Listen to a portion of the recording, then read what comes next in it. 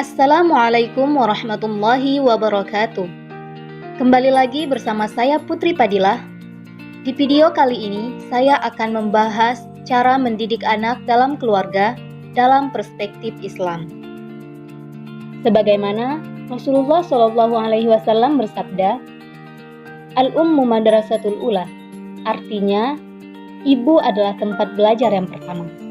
Hadis ini menunjukkan ibu sebagai orang yang paling dekat kepada anak dan paling berperan dalam mengasuh atau mendidik anak. Dengan kata lain, ibu sebagai panglima utama dalam mendidik anak. Namun, ayah juga ikut membantu ibu dalam mendidik anaknya. Jadi, sudah menjadi kewajiban orang tua dalam mendidik anak-anaknya. Bahkan, sejak dari dalam kandungan. Sebab masa depan mereka sebagiannya bergantung pada pola asuh yang diberikan oleh orang tuanya. Di dalam Islam sendiri, pendidikan usia dini merupakan pijakan pertama bagi manusia untuk dapat menentukan langkah awal hidupnya. Lantas, bagaimana sih cara mendidik anak secara Islam? Yang pertama yaitu memperdengarkan Al-Quran sejak lahir. Sejak si kecil lahir, atau bahkan sejak masih berada di dalam kandungan, berikan lantunan ayat-ayat suci Al-Quran, baik secara langsung maupun melalui MP3. Karena anak yang sudah terbiasa dengan lantunan ayat suci Al-Quran setiap harinya akan lebih memudahkan ingat dan hafal. Dengan ditambah pemahaman dari orang tua secara perlahan, maka proses mendidik anak secara Islami akan lebih mudah untuk diterapkan. Terlebih lagi jika orang tua menambahkan cerita-cerita Islami dari Al-Quran yang mudah dicerna oleh anak. Kedua, mengajarkan dasar-dasar Islam dalam kehidupan sehari-hari. Salah satu hal yang paling penting adalah dengan mengenalkan anak dengan penciptanya. Ajarkan kalimat-kalimat tauhid, syahadat, serta sholawat kepada anak sejak kecil agar selalu terekam dalam memorinya. Ketiga, memberikan teladan yang baik.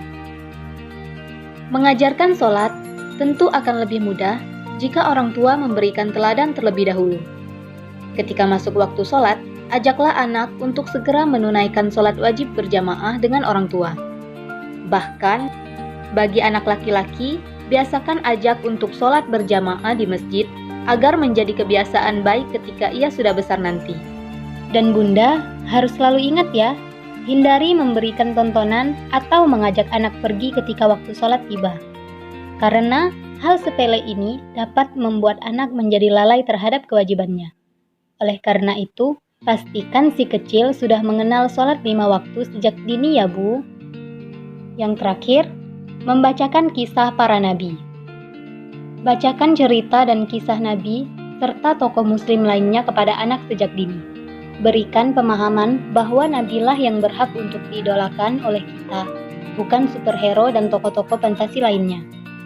Sejak usia dini, ibu dapat membacakan kisah para nabi dan rasul, serta sahabat nabi dan tokoh Islam lainnya. Ceritakan dengan bahasa yang sederhana dan mudah dipahami ya Bu, agar si kecil memahami maksud dan inti dari cerita tersebut.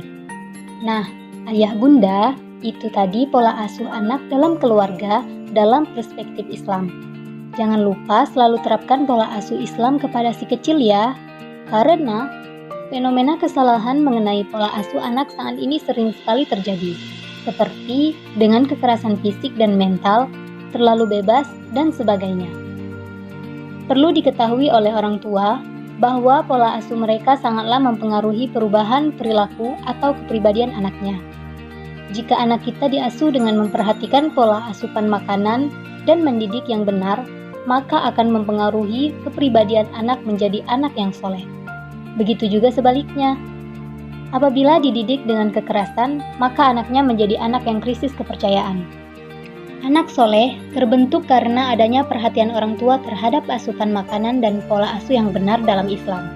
Jadi, selalu terapkan pola asuh anak secara Islami ya ayah bunda, agar si kecil dapat tumbuh dengan nilai-nilai Islam yang kuat. Karena di dalam Islam, mendidik anak soleh tidak hanya ditujukan untuk kebaikan anak saja, namun juga untuk kebaikan orang tua dan lingkungannya. Baiklah ayah bunda, sekian dari saya. Semoga bermanfaat. Wassalamualaikum warahmatullahi wabarakatuh.